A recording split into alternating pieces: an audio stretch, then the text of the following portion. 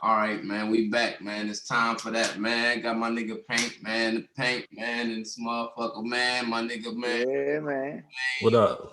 The third, man, what's popping, my nigga? Long time no see, you feel me? Same shit, man. We still at it. We still at it, bro. What's popping on the West Coast, though? Nah, man, just maintaining, man. It's been year 7 now, so went through a whole rebranding from Third Element to Brody Merlot. So I feel like people are just now starting to recognize the name change and tapping in. So just being more intentional, just out here maintaining, bro, staying safe. Y'all good? Yeah, you already know. Yeah. Man, ain't nothing, the grind don't never stop, man. Right. So how you coming 2021, dog? Talk to me. I got some shit out now. I dropped on inauguration day for this animation and clothing line me and my partners are working on called Furry Bastard, and Nine Lives Apparel coming out too. So check that EP out. It's on all streaming platforms right now. Brody Merlot, Furry Bastard EP, 5 joints on there. I got my man Dion on there from Cincinnati. Y'all probably heard him all over high tech and game shit. You know what I'm saying? Cincinnati legend, just a legend in general. My homegirl Joni and my dude from Harlem, Tone Status on there. So go check that out. It's a good full body of work for just 5 tracks. Is the Furry Bastard, is that a clothing line? It's gonna be incorporated into the 9 Live shit for sure. Oh, that shit there. That's a nasty. Yeah, it's a cat cartoon animation. You know what I'm saying? So yeah, check that out. You got on right now? What's up, fam? That's what you got on right now? Nah, this my homie Macho Means and Black Owned right here from Cincinnati. Check them out too. I got the they hoodie and hat on. They're on the gram. I'm Black Owned. So yeah, check them out too. They got some dope shit. Oh, right there. I need that right there. Word. Oh yeah. I'll send you their gram. Good people, dope people, good business, down there in the Natty on some Nipsey Hussle shit, holding down the community, Black owned clothing store, doing a thing down there, for the movement, for the culture. So gotta support. I love that energy, dog. I love real talk. Hell yeah. So on that. So how was 2020 with the music shit with you, dog? What happened last year? 2020 was just, building a foundation for, the new conglomerate, Brody Merlot conglomerate, the clothing, the animation, still writing and maintaining too. Sometimes you got to step away and just let life do its thing and then put it into the music. So I never really fell back from doing it. I was just, going through the peaks and valleys and just growing with the shit. But I had something out in 2018, and then I put out a 4-track EP in 2020 called Armageddon 16, based on Revelation 16 in the Bible, just dealing with what we're doing right now with the pandemic, everything, man. It just seems like some shit that would be in Revelation. So I got a track on there with Sal Dali. You know what I'm saying? My man Bill Beats, I've been rocking with them ever since. They took me under their wing when I got into the Natty when I left Beulah back in like 2003. So we've been rocking ever since, and I'm still at it, man. I never really take a break off, sometimes to a fault. I'm getting producer vibes from you, bro. I got some shit. I got some cuts. Yeah. I got some cuts. Hey man, don't let the motherfucking Ray Bans fool you, cuz.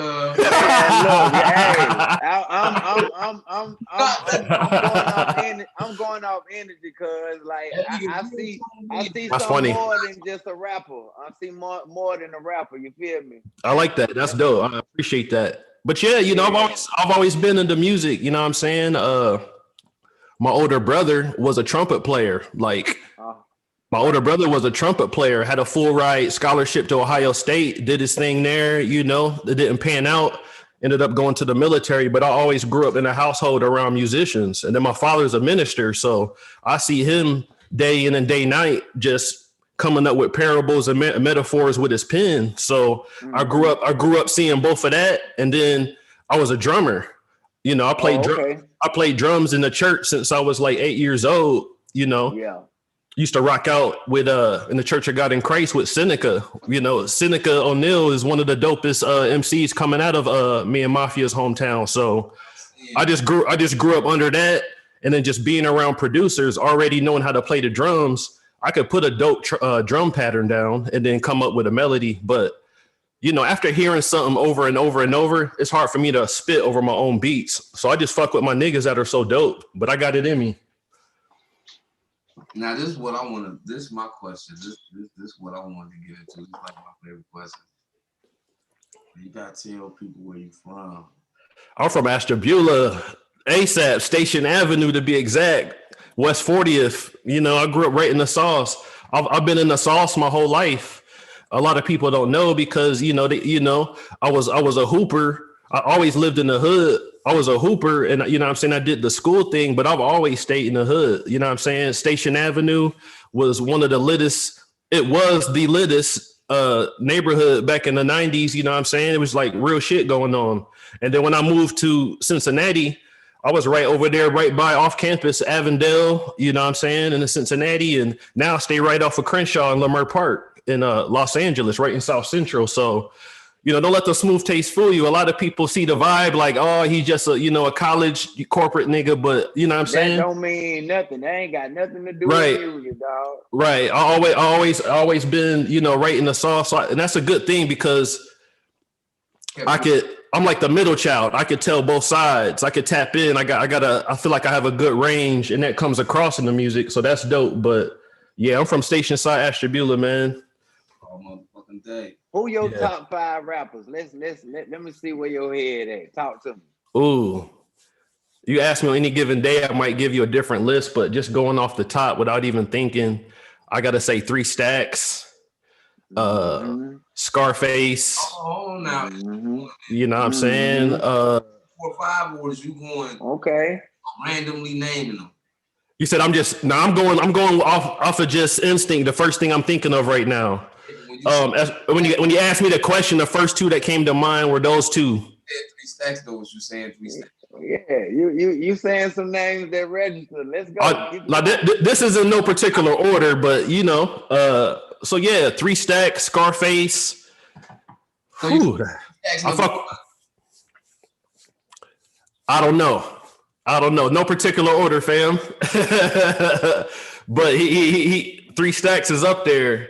I would like to see a solo album of him just barring niggas up, just to remind everybody. That Love Below was classic, but that was just a whole nother vibe right there. You just didn't. It came. So it's like standing on what he had, and he still, to me, one of the. I can debate all day that you could put him in the top number 1. He could be in the number. He could be, yeah, for sure. His creativity is so dope, dog. Yeah, bro. You listen to it and make you think. You see him. If you watch his acting too, man. When he played Jimi Hendrix, I was like, okay, now he there. But after them 2, I fuck with Common heavy. Common been at it since, I think Common right up there with Jay-Z and Nas. A lot of people don't really view it that way. A lot of people don't want to admit it, but I think I gotta put Mos Def before. Ooh. To me. Ooh. That should be Mos Def a different animal. I had to replace the Common with Mos Def in that should be a versus. You know what I mean? That should be a versus right there. Mos Def is hard. He is. Him and Talib right there. I think Mos Def was harder than Talib. And Talib is hard. Yeah. I ain't taking nothing from him, but Mos Def, man. Those rapping, then tear your neck off. Yeah, Talib on a lot of natty classics, man. I got a special place for, that whole vein of music right there. But and then just freestyling with him at the Centaur Center in at Xavier campus, you know what I'm saying? Me and my man Thrill Nova out of Dayton, Ohio. You know what I'm saying? We had a mixtape circling on the college campus, and the student activities committee reached out to us like, yo, y'all want to open up for Talib? We heard y'all mixtape.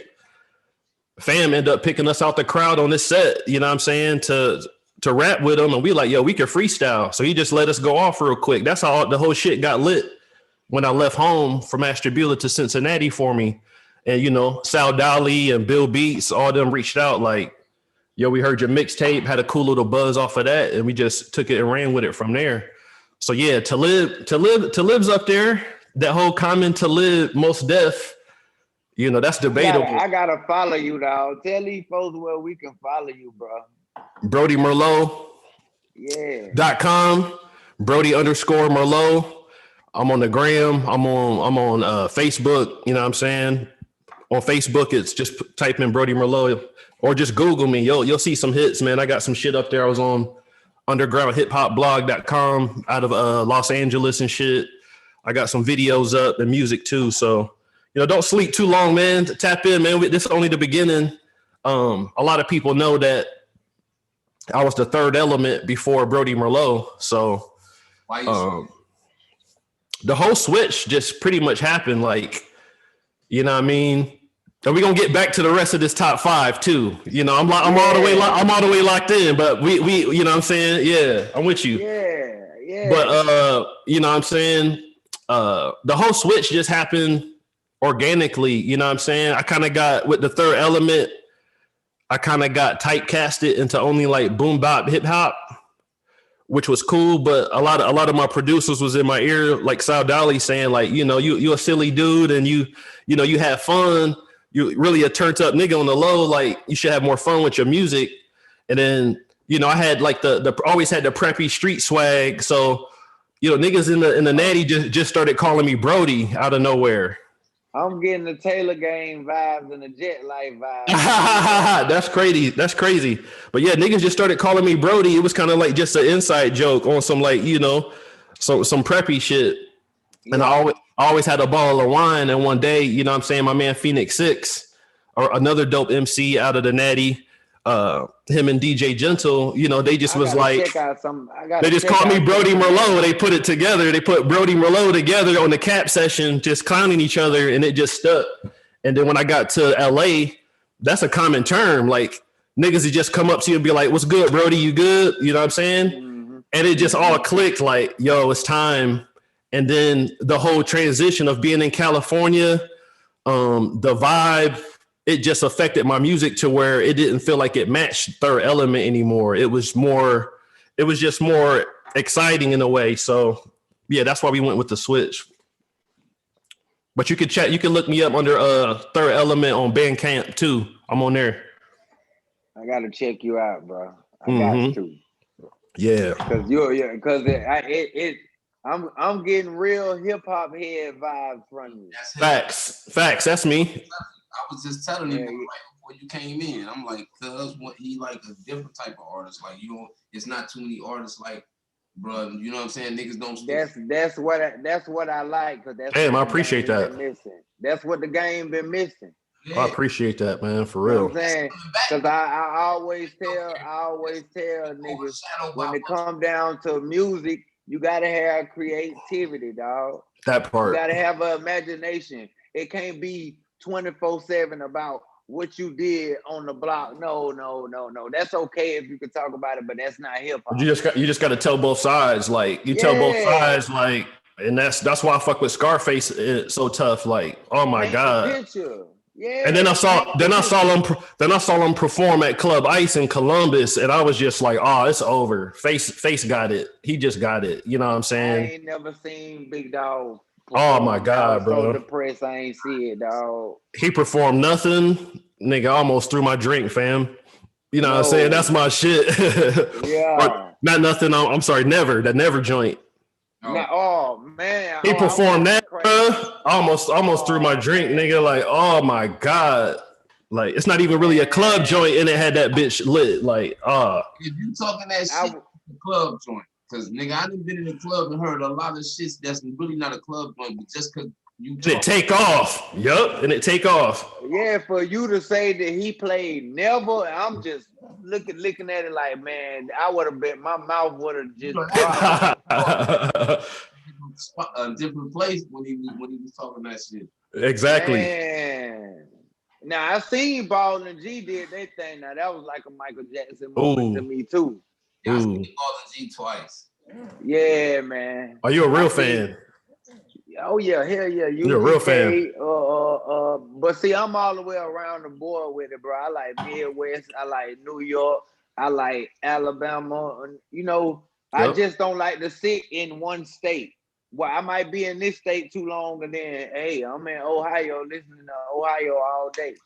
We had our shit was like a gumbo, man. We in the Midwest, but we right there.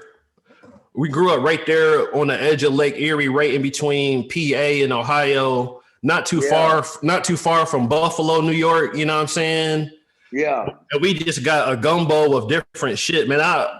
Growing up around Mafia and a lot of people, man, I heard a lot of West Coast music, a lot of Swisher House. That's what he said. Type shit, like, you know what I'm saying? So we got something from each coast. The South, niggas was bumping Screwed Up before that shit even, and Sipping Lean before that shit even got popular in the pop culture and shit, like all like that. But so we got a nice mix, man. My third one, that's, Mafia said maybe Most Def, but I still got to roll with Common.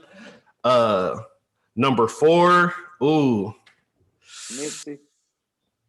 I fuck with Nipsey tough. Nipsey's definitely. I don't think you could throw him in the top. Yeah, Nipsey's tough, man. He's just on another level though. Of this year, I mean, of this generation of rappers, I put Nipsey in the top 3. Shit. Top 3. Right. Top 3. His and what he did and what he left behind and shit like that, I would damn near put him as number 1 because ain't no new generation artist did that. He's Mount Rushmore, but for more reasons than just rap. You know what I'm saying? Yeah. Yeah, he's Mount Rushmore. He's up there with like Pac on that level. But that's how they look at him. That's how they look at him out here for real, like Pac. I put him higher than Pac. And that's a very quick for real, because a lot of people think of me a certain way for saying that, but I say that because the influence. Exactly. Okay, Pac niggas influenced him for the thug life shit. Nipsey niggas influenced him because he was a street nigga. He was banging, so the gangsters loved him. Yep. But he was an intelligent gangster. He was showing niggas that it's such a thing as he had charisma. Intelligent gangster, man. He had charisma. Dumb gangsters, man. And you know what, cuz? Me and this nigga born on the same day. That's crazy. On the same day, Lo. August the 15th. Mm-hmm. It's crazy. Maybe man. That type of ambition. Look how you jumped out there, nigga, and look at all the shit you done accomplished in a small amount of months. I tell you all the time. Yeah. Like you took some steps that would have took a nigga a couple years. You feel me? Y'all just started this? Yeah. I just started blogging in November, but I had got over 1,000 subscribers. You know what I mean? Oh, see, I thought the way I was looking at it is I thought y'all was both separately doing y'all things for a minute and then came together and joined forces. We did. That's how it went. We put our brains together, and you know what I mean. That's dope. Y'all got chemistry off top. It's like this. Just like I told you, I'm feeling like you're a hip hop head. Definitely. You know what I'm saying?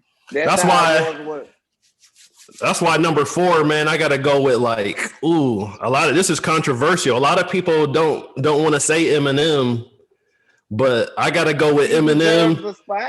I gotta go with Eminem. It's like a tie for me between Eminem and Royce. Man, when I heard Eminem do "I'm a Soldier" on the Eminem show, right? That man, hey. I ain't even gonna go there because that's another subject. It just people be wave riding. They don't be wanting to give credit when they do. We talking about influential. We talking about just music and bars, or we talking about just on all levels, like I'm talking about influence on the culture. I'm talking about. He one of the coldest niggas with an ink pen. I gotta go with Eminem. I gotta go with Eminem or Royce, man. They gotta be. It's a toss up between them two. I kind of go back and forth. Eminem is the coldest with words because he yes he bends words right. They coexist with each other. Not too many artists can do that. If the word don't match that word, they be like, "Fuck that, scratch the whole bar." That shit didn't. Yeah, He know how to take some shit. This word don't match this word, but I'm gonna say it so crazy. Niggas not even gonna notice that it don't. This shit don't rhyme, but it's so cool. Niggas just overlook this. Like that's he gonna freak that motherfucker. But I just can't throw him. He didn't really influence me in no type of way, whether it was with the pen or just in regular life. And that's why I kind of go back and forth between him and Royce, because Royce give you that. What Eminem doesn't give you, and what we may not be able to relate to, Royce will give it to you with the same level of bending words and putting it together. You know what I mean? See, I like when he get pissed off and he get aggressive. Oh my God, that last album he had was ignorant. He finally got nominated for a Grammy for one too. Is that the last one when he was the homeboy MGK dissed him, called him out? I didn't listen to that project. Oh, I was talking about the Royce, the last Royce album. Oh, okay. The joint with him and Crooked Eye on there with the Trick single. Y'all heard that joint with him and Crooked Eye called Tricks? Nah. You gotta tap into that.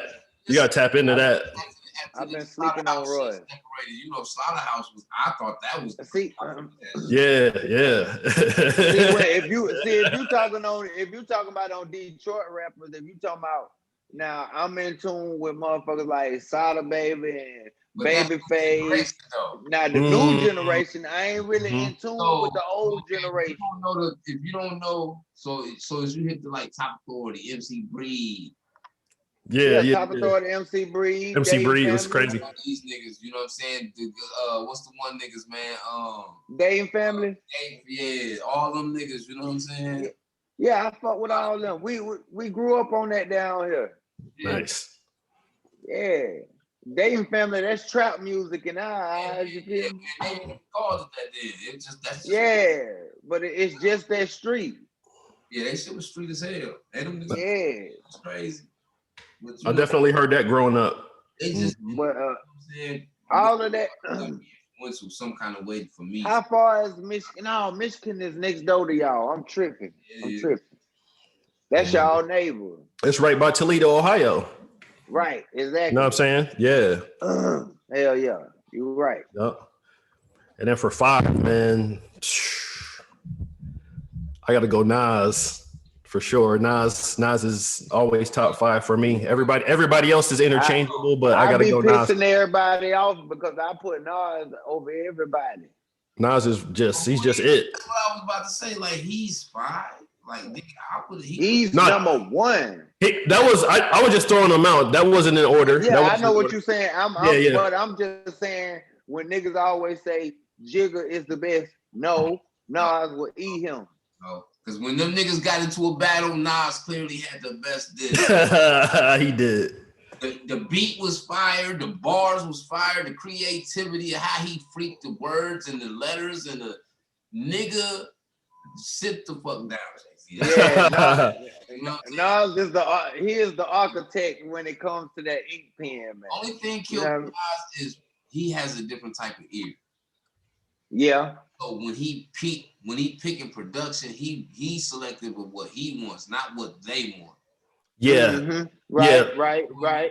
A lot of circles critique his beat selection. That last one with Hit Boy took care of him though. Hit Boy took care of that. Jay-Z rapped on down south shit, Midwest shit, East Coast shit, West Coast shit. It made him be able to evolve, yeah. Where Nas just stayed in this one pocket. He stayed, I like this shit because the nigga playing the banjo in the back. I know. Right. But I like this shit, and he'll rap his ass off on that shit. But we'd be like, man, that beat really ain't kicking. I can't ride down the street. And the crazy thing is that stuck in his way. Yeah. The crazy thing is that as Jay-Z got older and matured, his content got more similar to what Nas was already kicking. Like the production and everything. Yeah, and like the 444 album and the joint with Jay Elect, like, you know what I'm saying? So that's a toss up. But I got to go with Nas. That's number 1. I want to hear him talking like how he was talking when he was running around with state property and them. You know I mean, oh my God, money now. That's oh my God. And when they watch a rapper evolve, okay, Yep. I came up talking about hustling. I'm rich now. I ain't never got to do that. I'm riding in yachts and the best cars you could see, the best houses. I'm messing with the best women. Yeah. I'm rapping about my new experience. That's where Nipsey was going with what he was doing. After Victory Lap, oh my God, it was gonna be ignorant. But I felt like Victory Lap was his blueprint. Exactly. It was. Exactly. It was. It definitely was. You know how long he was holding that shit? For the right situation. He was talking about Victory Lap way back in 08 when I was bumping that nigga on Bullets Ain't Got No Name, Volume 3. Mm-hmm. He perfected that shit before he put it out there. He ain't just throw that shit out there like that. A visionary. He had built the empire already.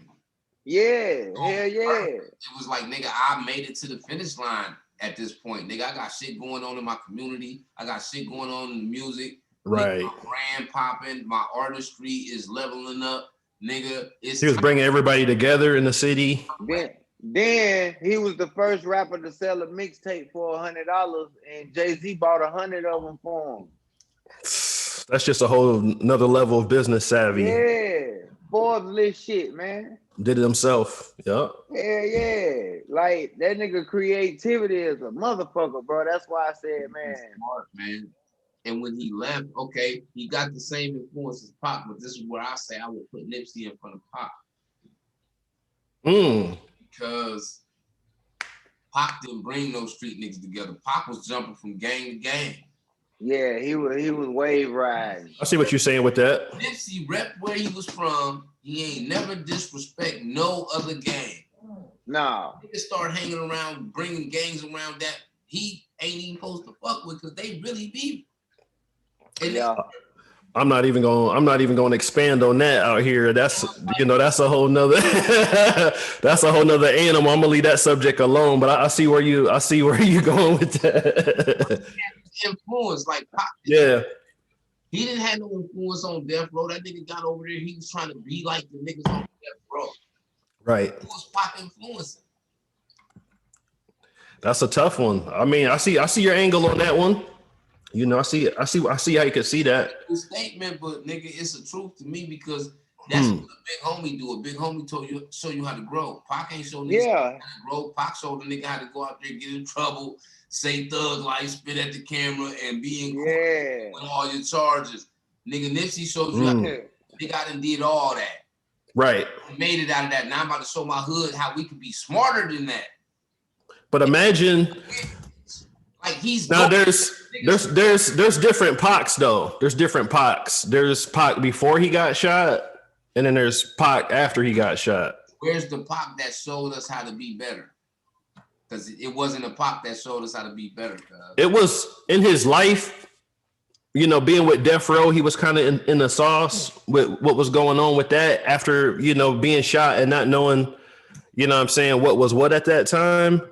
But through his music and his messages, he definitely was right. He was definitely writing for the culture with his music. But he was writing for the culture. But what did he show us in life? How it panned out was tragic. To make us better. He didn't show us nothing to make us better. He ain't show us nothing. But he did open our third eye though, cuz. We wouldn't have been able to understand Nipsey if we didn't have Pac. At the same time, he opened our eyes. He was being hypocritical. Because he'd show you like, shit, the government to do this, but then you go outside and show a nigga like, shit, I'm thugging in the street. So what, you gotta pick a side, nigga. You gonna be a didn't Pac pop the cops for undercover cops protecting a black man? He was definitely with the movement. You know what I'm saying? He comes from the Black Panther culture. You know what I'm saying? We're all contradictory. You know what I'm saying? He'll give you hit him up or dear mama. Okay, what time is it? He had a crazy range. I don't know that. I see what you're saying though, but I just don't. But, okay. Being out here on the West Coast, I don't want to touch that too much. That's respectfully, man. Like even what he left behind, his kids are straight. His that part still straight. That part. When you look at their Instagrams, them niggas' lifestyles have not changed because the breadwinner gone. He sits that part. Cuz who the fuck? Thug life didn't get situated. It didn't. Outlaws didn't got get a point. situated. They had to get out here and put their feet in concrete and get some money. He didn't leave them. He didn't teach them how to be better, cuz. But them niggas don't even rap. Half the niggas that he was running with don't even rap, and they still living better than most of the niggas that's rapping because he showed. This is one thing that this is one thing that rappers the microphone is a lot of responsibility with a microphone, and I feel like Tupac had a wide spectrum. He gave us the wide spectrum, and maybe what he didn't teach us in life with some of his actions and how things panned out for him that Nipsey did. He taught a lot of people things in his death, like which way not to go, what not to do. You know what I'm saying? Mm-hmm. I feel like our lives teach us things, and then our death also teach what we leave behind. And I feel like what Pac left us behind was definitely influential, up there on the same level as Nipsey. I'm gonna tell you how he was hypocritical. Remember in the song he said he see Bloods and Crips running up the hill looking for a better way. Right. Blasting some Blood Crip shit instead of trying to make it a better way. Nigga, you Tupac, you got one of these niggas that's out here about to get into this fight. You could have jumped in the middle of that shit and say, hold on. That's facts. Nigga, you the biggest influence out here. I bet that's you facts. Nip would have did that. That's facts. I bet you Nip would have did that. For him to go against his gang or whatever he did, to be able to say, nigga, fuck that. I'm about to bring my nigga YG over here. I bet you he had some type of confrontation. That's 100. His neighborhood about that shit. He still said, nigga, y'all niggas don't see the bigger picture. I'm still about to turn to this channel because you keeping it 1,000 right there. And he brought it over there, nigga, and in return, it squashed a lot of shit that was going on with them, probably, at least. Yeah. And that made a lot of other niggas that was gangsters too be like, you know what? We could do the same thing. Yeah. Pop didn't. Come on, man. He was hopping. Okay, I'm with. But that was more Suge's influence than, you know. When you a leader, you wasn't influenced to be no follower. Yeah. No nigga. Yeah.